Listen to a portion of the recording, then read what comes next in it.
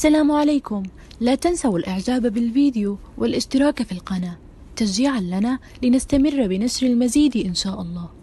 حبايبي، ايه رأيكم في الجمال ده؟ احلى محشي ورق عنب عملناه مع بعض، وعملناه بتكة خليته راح في حتة تانية. عايزين تعرفوا ايه التكة دي؟ تعالوا معايا على الفيديو. السلام عليكم ورحمة الله. ازيكم حبايبي؟ عاملين ايه؟ يا رب تكونوا بخير وبصحة وعافية. النهاردة هنعمل مع بعض احلى محشي ورق عنب، هنعمله بطريقة مميزة. لو جربتيها هتعتمديها. بصوا حبايبي، احلى ورق عنب كان موجود في السوق. بصراحة لقيت شكله مغري، فقلت لا، لازم اشتري واعمل معاكم محشي ورق العنب. تمام حبايبي؟ طبعا حبايبي لازم ورق العنب نغسله كويس جدا، علشان خاطر ده بيبقى ايه، عليه اتربة والكلام ده، فلازم نغسله كويس جدا قبل ما نسلقه. طبعا سلقناه بنشممه بس المية السخنة، والمية لازم تكون عصر عليها ليمون كتير علشان تديكي طعم المزازة اللي احنا كلنا ايه بنحبها وبتميز ورق العنب. العروق دي ما بنرميهاش، بنحطها في القاع بتاع الحلة علشان تحشي عليها ورق عنب، برضو دي بتديله مزازة وطعم لذيذ جدا. تمام حبايبي؟ طيب الخطوة اللي بعد كده هتكون ايه؟ هنعمل بقى التخديعة اللي هنعمل بيها الخلطة اللي هنحشي بيها الورق العنب بتاعنا. تعالوا معايا. حلتنا كده على البوتاجاز، وهننزل بحبة زيت حلوين كده، بس اهم شيء الزيت يكون ملهوش لا طعم ولا ريحة، يكون زيت نضيف علشان تاكلي محشي، يكون الرز مفلفل وجميل مش معجن. اعمليه بالزيت، الزيت بيخلي الرزاية بتلمع ومفلفلة وجميلة. او ممكن زيت على سمنه، بس انا بفضل اعمله بزيت خالص. تمام حبايبي؟ الزيت يا دوبك يسخن، هنزل عليه بالبصل بتاعي.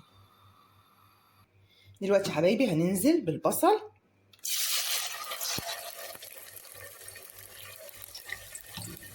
يفضل البصل ما تنعنهوش قوي علشان ما ينزلش ايه، البصل لما بيكون ناعم بينزل ميه كتير، لا احنا عايزين البصل يكون خشن زي ما انتم شايفين كده.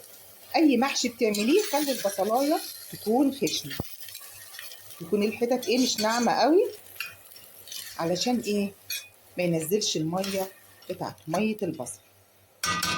هنسيبه بقى، هنشوحه يا دوبك ياخد ايه لون، هندبله. تمام؟ مش هنحمره. المحشي علشان تاكلي محشي طعمه مسكر وجميل ما تحمريش البصله، انت دبليها بس يا دوبك تاخد لون ايه، ذهبي فاتح. تمام؟ هننزل على البصله بمعلقه فلفل اسمر، بتدي ايه طعم وريحه وهي البصله بتتشوح، بتبقى ريحتها حلوه قوي وبتبقى طعمها تحفه.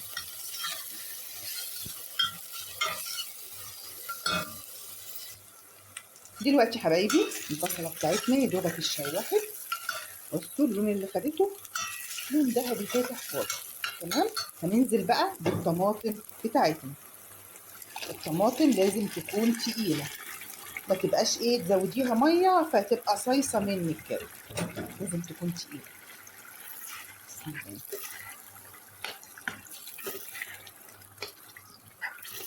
الله. بس كده نحط بقى التوابل بتاعتنا. هنضيف حبايبي معلقه كمون، ما تكتريش الكمون، يا دوبك بس ايه معلقه صغيره او نص معلقه. الملح بتاعنا انت هتظبطي بقى ايه، كل واحد حسب ايه الملح اللي هو بيحبه. هننزل بمكعبين مرقه، وهننزل بمعلقتين نعناع.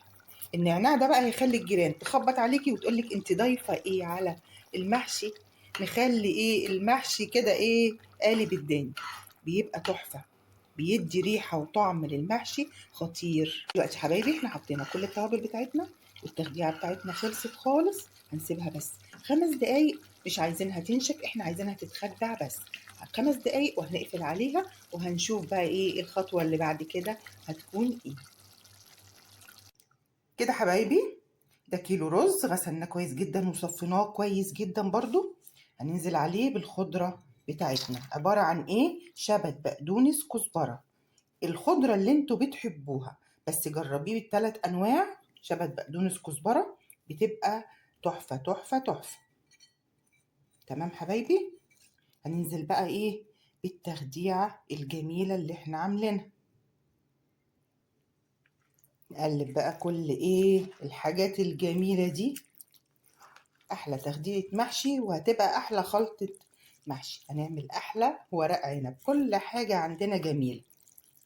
تمام حبايبي. نقلب بقى كل المكونات دي ونبتدي بقى نحشي مع بعض كده حبايبي. خلطة المحشي بتاعتنا خلصت وبقت جاهزة على الحشو. طب هنعمل ايه دلوقتي؟ اقول لكم. هنجيب بقى الحلة اللي هنحشي فيها وهننزل بالعروق بتاعة ورق العنب. انا قلت لكم ما ترموهاش، هنحطها ونحشي عليه. تمام. بس مش هي بس، يعني هنحط شوية حاجات كده فوق بعضيها. هنحط شوية شرايح طماطم على شرايح بصل. ما شاء الله، لما حتى بتيجي تقلبي الحلة يكون عندك ضيوف ولا حاجة بيبقى شكلها حلو. حط شرايح بصل وطماطم كده بتبقى جميلة قوي. هتبقى بالشكل ده. تمام. جاهزين؟ جاهزة يا حاج. يلا نحشي بقى مع بعض أحلى ورق عنب.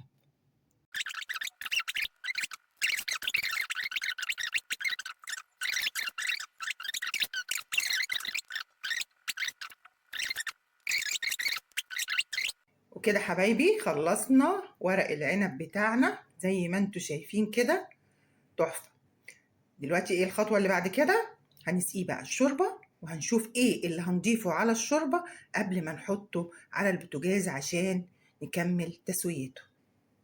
دلوقتي حبايبي هنجيب كوبايتين شوربة زي ما انتوا شايفين كده، وهننزل عليهم بمعلقتين كبار دبس رمان. بينقلك ورق العنب في حتة تانية، بيبقى فظيع. ما عندكيش دبس رمان؟ اشتري، مش وقته، هتشتري في وقت تاني. واعصري ليمونتين كبار على الشوربة. بس دبس الرمان بيخليلك بقى ورق العنب ده تحفة تحفة تحفة. تمام حبايبي. هندوبهم كويس قوي. طبعا الملح في الشوربة متظبط.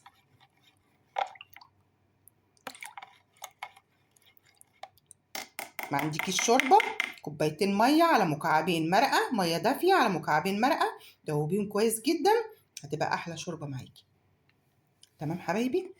هننزل بقى على ورق العنب. بسم الله الرحمن الرحيم. مش عايزين بقى ورق العنب ده بقى يبقى شوربة، لا، ما نكترش الشوربة بتاعته.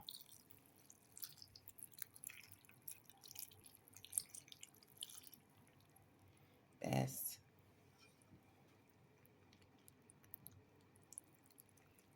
السطر الأخير ده ما يوصلوش الشوربة. تمام، زي ما انتوا شايفين كده السطر الأخير ده ما توصلش عنده الشوربة خالص. دلوقتي حبايبي حطينا الحلة بتاعتنا على البوتاجاز. تمام. أول ما تغلي ويبتدي الشوربة اللي فيها تقل هنوطي عليها ونسيبها تستوي مع نفسها. تمام حبايبي. طب أنا كان عندي شوية ورق كده ما ينفعوش يتحشوا بصراحة، مقطعين شوية، فأنا سبتهم حطيتهم فوق الوش كده عشان السطر الأخير ده ما يسمرش ما يغمقش. تمام. دلوقتي حبايبي ورق العنب بتاعنا اتشرب، الشوربة اللي فيه قلت خالص.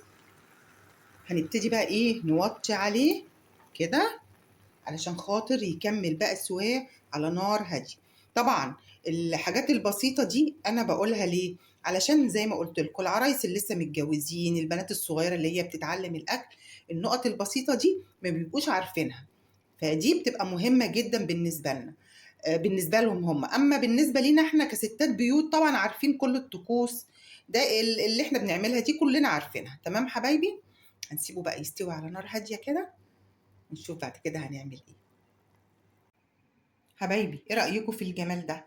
احلى ورق عنب عملناه مع بعض، عملناه مع بعض خطوة بخطوة، طالع تحفة تحفة تحفة. شفتوا شرايح الطماطم والبصل بتدي شكل جميل وبتدي طعم حلو قوي قوي قوي. جربوه بالطريقة دي هيعجبكم جدا ومش هياخد منكم وقت خالص. والبنات اللي لسه بتتعلم امشي بس على الخطوات واحدة واحدة هيطلع معاكي أحلى محشي.